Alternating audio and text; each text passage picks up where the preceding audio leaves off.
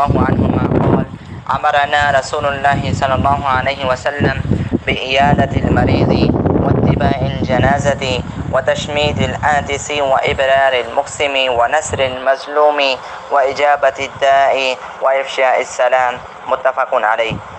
حضرت برہ ابن عازب رضی اللہ تعالیٰ عنہ سے روایت ہے کہ ہمیں رسول اللہ صلی اللہ علیہ وسلم نے مریض کی بیمار پرسی کرنے، جنازے کے ساتھ جانے، چھینکنے والے کی چھینک کا جواب دینے، قسم دلانے والے کی قسم پوری کرنے، مظلوم کی مدد کرنے، دعوت کرنے والے کی دعوت قبول کرنے اور سلام کو پھیلانے اور اس کو عام کرنے کا حکم فرمایا ہے۔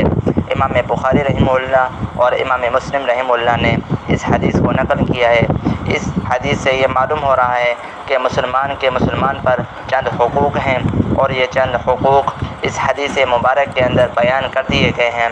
اللہ تبارک و تعالی سے دعا ہے کہ اللہ تبارک و تعالی ہم سب کو ان حقوق پر عمل کرنے کی توفیق عطا فرمائے اور ان حقوق کو ادا کرنے کی ہمت اور توفیق عطا فرمائے، آمین۔ السلام علیکم ورحمۃ اللہ وبرکاتہ۔